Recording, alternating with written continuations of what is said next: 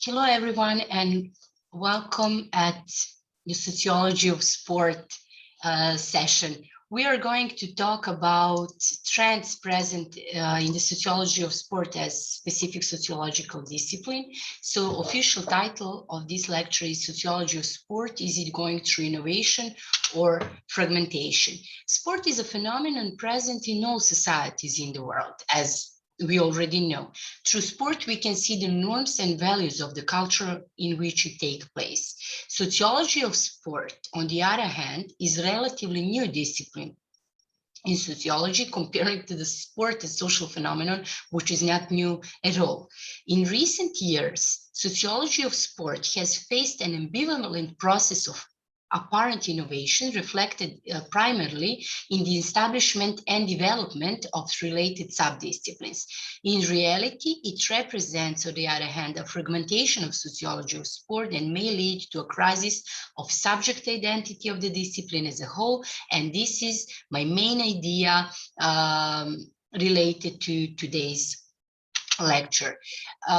What led to the development of sociology of sport? The rapid rise, basically, of institutional sport in the second half of 20th century, together with the expansion of mass media that made professional sport accessible to billions of people all over the world, led to the separation of sociology of sport as a specific and independent sociological discipline. Thus, sport gained a kind of specific scientific legitimacy. Thanks to the commercialization of sport, development of television, development of sport channels, skillful media coverage of sport as a product of mass needs of people, and first sport and then sociology of sports developed in the US at a much faster pace than in European countries. However, in the American sociological tradition, sociology of sport was developed primarily as an empirical discipline, so that numerous studies were not integrated into more comprehensive sociological theories. In European sociology, the central research topics, on the other hand, were interdependence of sport and culture, sport and game, as well as cultural values from which a more general theoretical views have been derived that sport is a function of social system. So sociology of, having that in mind, sociology of sport studies the process and patterns that are formed in sport under the influence of broader social factors, as well as the feedback effects of sport on human behavior in society. Having that in mind, one of the potential definition of sociology of sport would be that it is a systematic study of the process, patterns, issues, values, and behavior that exist in sport institutions. By knowing that, we could list some issues primarily related to sociology of sport. So sociology of sport scope includes some of them. Sport is a factors and product of society and social development. The role of sports in the entire social life, social position of participants in sport, the attitude of the wider community towards sport, social relation within sport, and etc. So, having all of this in mind, we also need to point out that in addition to physical education and recreation, sport is only the third segment, the third pillar of the physical cultural system. It would be, having that in mind, more logical if the sociology of physical culture was derived from general sociology or from sociology of culture as one huge sociological discipline, and then the sociology of sport from the sociology of physical education. So why is that actually? Why this trend would be more logical from the sociological perspective? The system of physical culture consists of three pillars: physical education, recreation, professional sport. Hence, from the sociological point of view, priority should not be given over physical education and recreation as equal areas of physical culture. So that's also one of the reasons that could be also the reason why we do have other disciplines, and not only disciplines, but also subjects especially at faculties of sport and physical education worldwide, derived from sociology of sport, or disciplines which are compatible to sociology of sport.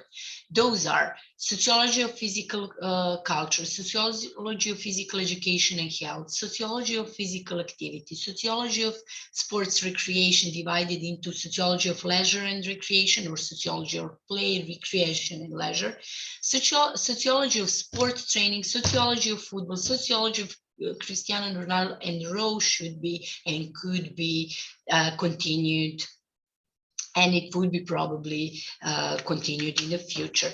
I also prepared representation of those terms on google.com as example of the fact that those terms are very, very frequently present, actually, if we start digging into these topics. So sociology of physical culture, sociology of physical education and health, sociology of physical activity, sociology of sports recreation, sociology of sports training, sociology of football, sociology of Cristiano Ronaldo, and etc.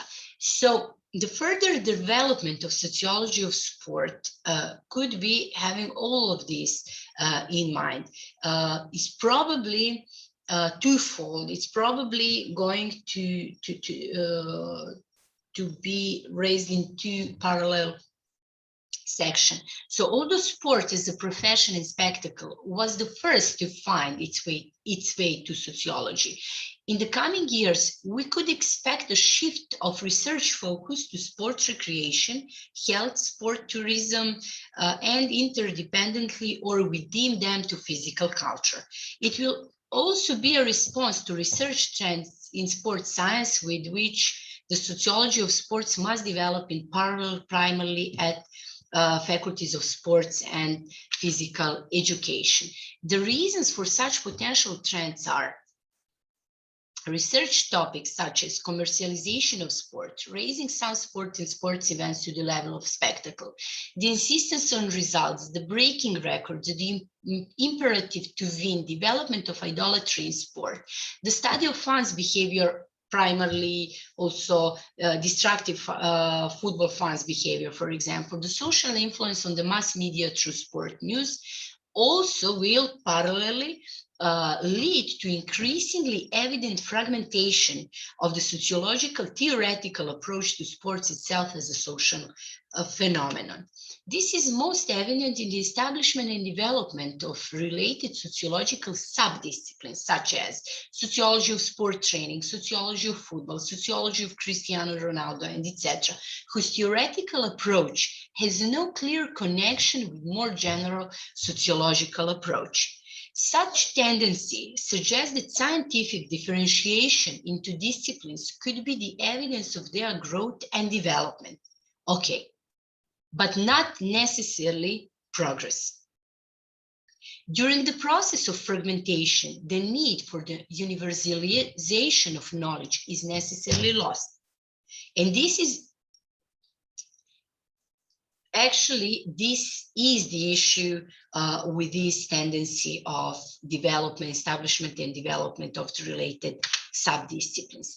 Potential consequences of this kind of fragmentation. This trend has led to the specialization of knowledge. Okay, that's definitely evident, and we should say that out loud. On the other hand, the innovative approach itself could be dangerous for social sciences, especially for sociology as a fundamental social science. Why is that?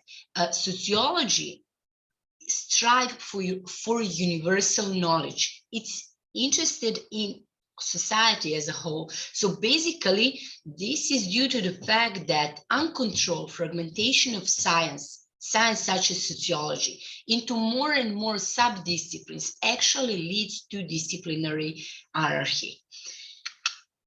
In this way, researchers are left with partial data and results without the possibility of generalization as one of the core principles of scientific knowledge. Sociology of sport also remains at the crossroads between the need to develop and the risk of remaining an incomplete sociological discipline, especially since sociology of sport, despite its decades of existence, has not yet substantially demonstrated all social aspects of sport. The reason of this vagueness is to be found in rapid, mainly empirical development of these disciplines in 1960s to 1990s in the US. And the discipline has developed, but without clear theoretical and methodological connection to general sociology, unlike some other and earlier established sociological disciplines. So development of sociology of sport has been twofold for several decades. It has been developed as a part of general sociology and within the sports science. The results of that sociology of sport does not behave actually on an equal footing with the earlier established sociological disciplines, but continues to develop independently through new related subdisciplines, running the risk of losing its professional identity over time. That would cause a further need for reconsideration of the theoretical basis of this important sociological discipline. Sport is a significant social activity in contemporary societies whose further development should be sociologically elaborated. Otherwise, the research results would be a mere sum of fragments without showing their core and relationship to the broader social context. So this would be official part of this lecture. So if you have any question or suggestion related to today's topic, you may contact me on email addresses listed in this slide. Thank you very much for your attention. I wish you all the best. Bye.